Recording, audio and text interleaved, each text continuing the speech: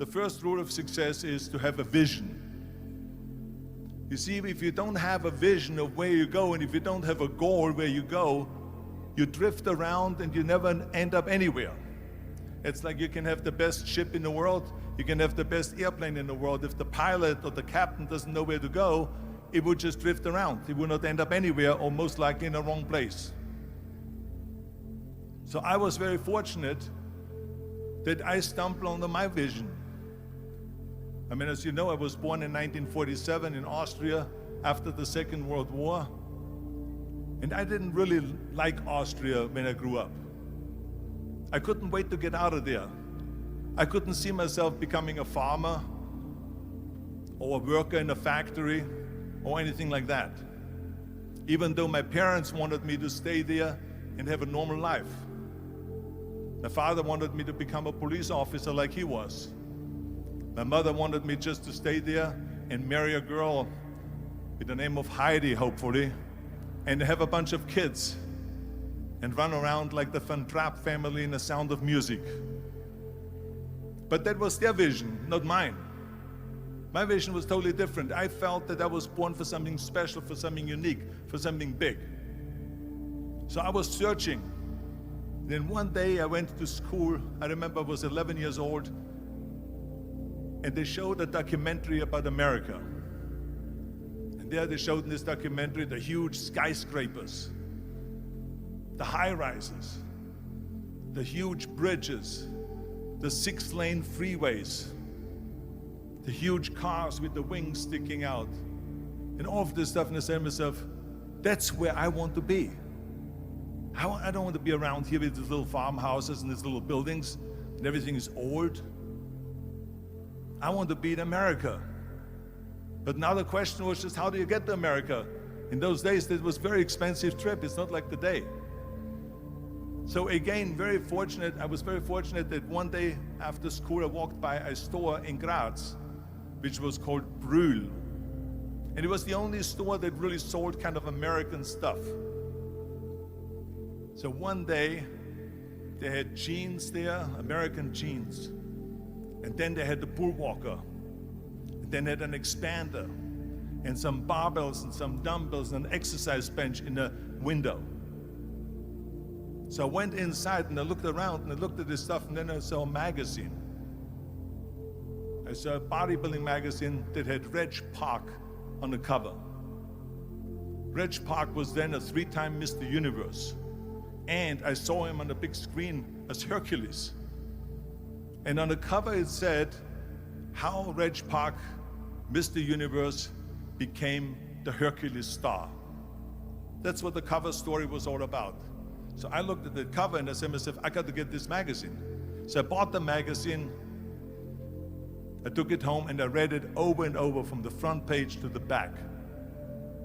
It had everything in there, how he trained, how he was working out in Leeds, England, in a factory town, how he worked out every day for 3-4 hours and became the strongest man of Europe, and how he won Mr. Europe and Mr. Great Britain, and then eventually Mr. Universe.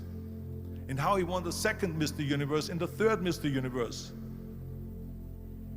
And how he was discovered to play the starring role in Hercules. I read that and I said to myself, wow, this is the blueprint for my life. This is exactly what I want to do. I want to become a bodybuilding champion just like Reg Park. I want to get into movies just like Reg Park. And I want to make millions of dollars and be rich and famous, just like Reg Park. Do you know how great it felt that I knew where I was going? Imagine the majority of people don't know where they're going. I knew where I was going, that I'm going to become this bodybuilding champion just like him. So it was just a question of how do you do it? I was so relieved. Because when you have a goal, when you have a vision, everything becomes easy. Because remember that in America, for instance, when you study, you will see the percentage of people that like their jobs.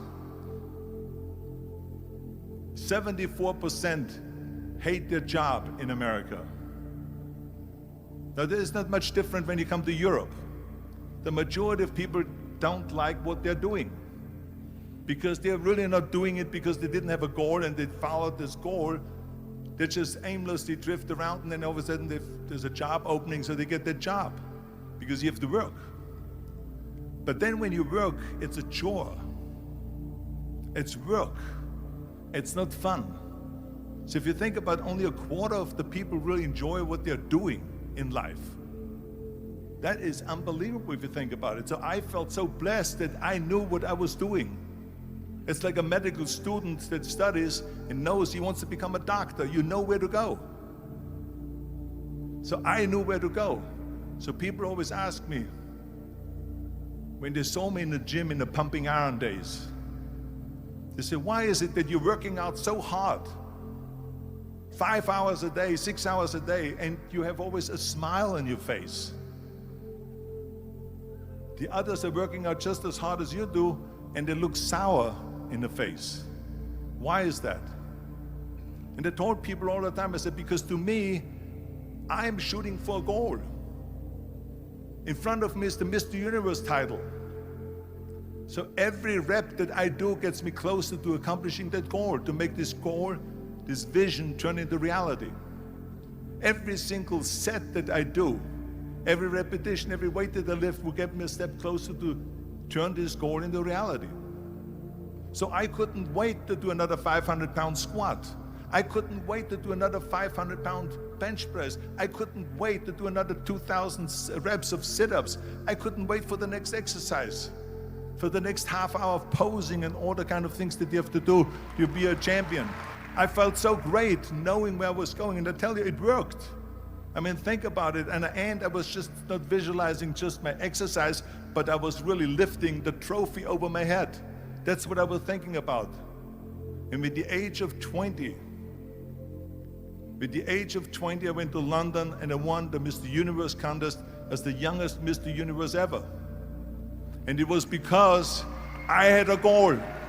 And this is no different than anything else, what I'm talking about. This is not just about bodybuilding. It was the same in acting. I remember when I was doing Conan the Barbarian.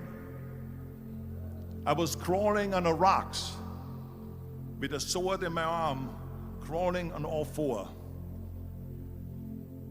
And of course, being that it's Conan, I didn't have clothes on or anything like that, right? So I was kind of, my knees were bare, my elbows were bare and everything else, and I'm crawling on the rocks.